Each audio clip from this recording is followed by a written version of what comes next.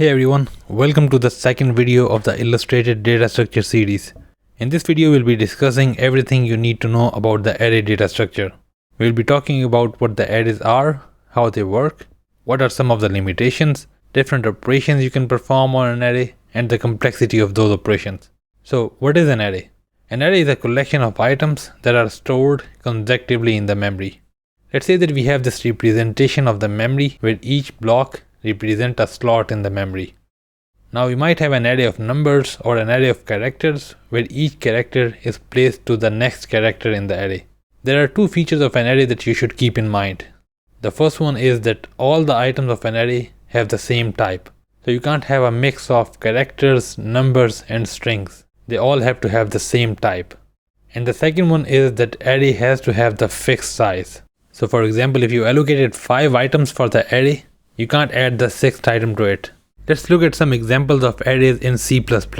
Now don't worry if you are not familiar with C++, as the concepts that we will cover in this video, they are same in the other languages. For example, here we have an array of 3 integers, an array of strings, and an array of characters, where each array has a type which declares the type of items that the array is going to hold. Then we have the length of the array, that is how many items that the array can hold at maximum. And lastly, we have the values or items in the array. Now again, the array that we declare, it's fixed in size. So you can't allocate more space at the runtime. So for example, if you have this array of 3 numbers, we won't be able to add a 4th element to this array. And secondly, we can't have the mixed values inside this array. So we can't have an array where we have the characters, strings and integers in the same array. Now you might be wondering, why do we have these two limitations? Let's look at them both one by one. Let's say that we have this array of 3 integers which we have to represent in the memory. Now what our program is going to do is it is going to allocate 3 slots in the memory, and then it is going to populate the values in those slots. Now since the computer memory is not only specific to us and it is available for the other programs as well, computer is going to keep using these memory slots and keep allocating the memory slots for the other things. Now later on, let's say that we try to add a 4th element to the array. Since our program allocated only 3 slots for the array, the 4th slot may or may not be available. And so the program is not going to allow us to populate the 4th value in the array. And that is the reason why we have the arrays which are fixed in size. So we have to define the size of the array before we start using it, so that the computer can reserve the consecutive memory blocks for the array to be used. Now you might be wondering, what is stopping us from allocating a really large number for our array, so that whenever we need new numbers, we can simply push them into the array. The reason why you can't do that is because in doing so, you'll be keeping all those memory slots for yourself, even if you don't need them. And you won't be letting the other programs which might need those memory slots from using those memory slots. And this will cause the memory leak. Alright, so next we have the case for the mixed types. Why can't we have the arrays with the mixed data types? Before we talk about that, let's look at some of the example data types. Let's say that we have these 3 different arrays, an array of integers, an array of booleans, and an array of characters. Now the size of an integer is 2 bytes each. A boolean value takes 1 byte in the memory, and a character also takes a single byte in the memory. Let's say that we have this memory representation where each block represents 1 byte in the memory. Let's say that we have this array of integers that we need to represent in the memory. We know that each integer takes 2 bytes in the memory, so the first number in the array, that is 4, it is going to take 2 blocks or 2 bytes. 9 is going to take another 2 blocks, and 6 is going to take the last 2 blocks. Now when it is time to access these array elements from the memory, since our program knows that the array is an array of integers, so it knows that it has to read the first 2 bytes and it will get the first number of the array. Skip 2 bytes and read the next 2 bytes and it will get the second number. Skip 4 bytes and read the next 2 bytes and it will get the third number, and so on. Now imagine if we had an array with the values of the mixed types. So we have an integer which will take 2 bytes, a string of 3 characters which will take 3 bytes, and a boolean which will take 1 byte. Now when it is time to read these values from the memory, since it is an array of mixed values, our program won't know how many bytes should it read to get the first, second or third value. And that is the reason why all the items of an array have to have the same type.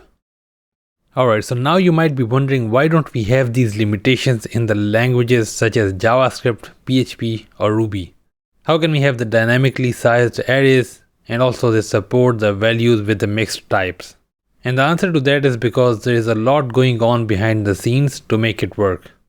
Let's say that we have this array of numbers in JavaScript. It is going to allocate 3 blocks and populate the values in the memory. And our program is going to continue and keep using the other blocks in the memory for other stuff. Later on, when we push a new number to the array, it is going to check and see if the next block is empty for us to consume or not. If it is empty, it is going to allocate that for our array and put the newly added number to that block. And now if we try to push a new number to that, and let's say that the next memory block, it can't be allocated. In that case, it is going to try and find out some other place in the memory where it can populate the whole array. It is going to find that space, allocate that for the array that we have, move all the items that we have in the array there, and free up the previously allocated array space and push the new item to the newly allocated array space. And that is how these languages can have dynamically sized arrays. Now the next question is about the arrays with the mixed type values. Here we have an array with an integer of 2 bytes, string of 3 bytes, and a boolean of 1 byte. How is JavaScript able to represent this array with the mixed type values? And the answer to that is the capping of the size. So what do we mean by that? Now in this case, JavaScript is going to find the element with the maximum size in the array. Now in this case, string is taking the maximum size of 3 bytes. So it is going to take 3 bytes and allocate them for each of the element of the array. So in total it will allocate 9 bytes, 3 bytes per element in total for the whole array. So instead of 7 bytes, we'll have 9 bytes for this whole array. Let's look at the visual representation to understand more. So first we have the integer. Instead of allocating 2 bytes, since the maximum size of element in the array is 3 bytes, so it is going to allocate 3 bytes for the integer, then 3 bytes for the string, and 3 bytes for the boolean. Now when it comes the time to read the values from the memory, it knows that it has capped all the elements to 3 bytes. So it is going to read 3 bytes and get the first element, skip 3 bytes and read the next 3 bytes to get the second element, skip 6 bytes and read the next 3 bytes to get the third element, and so on. And that is how it achieves the possibility of elements having the mixed types in the array. Alright, so now that we know what the arrays are and how they work, let's look at the operations that we can perform on the arrays and the algorithmic complexity of those operations. Let's say that we have this array of numbers. The items of the arrays are indexed starting from 0 till the end. And we use this index to read the elements from the array. So for example, to read the first element of the array, we will write numbers of 0 and we will get the first number. And to read the fifth element of the array, we will write numbers of 5 and so on. And the complexity of reading an element from the array is constant complexity, that is O of 1. We will not be discussing how the complexity is calculated in this video, but I have a separate video on this channel which goes into much more detail about the complexity analysis, so make sure to check that out. Next we have inserting an element at an index. Let's say that we have the same array and we need to insert an element 3 at index 2. Now what it will do is, starting from index 2, push all the items to the right to make space for the element to be inserted. And once it has the space, it will push the element 3 to the index 2. The algorithmic complexity of this process would be linear, that is O of n. Next we have the deletion of an element from the array. Let's say that we want to remove the element from index 2. We will simply remove the element and pull back each of the remaining elements in the array. The algorithmic complexity of deleting an element is also linear, that is O of n. Next, we have the updating of the value at an index. Now this one is quite simple. All we have to do is just replace the value at the index. And the algorithmic complexity of updating a value is also constant, that is O of 1.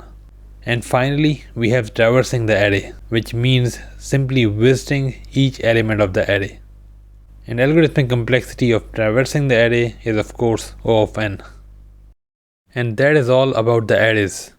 In our next video, we'll be talking about the linked lists, so make sure to subscribe and I will see you in the next one.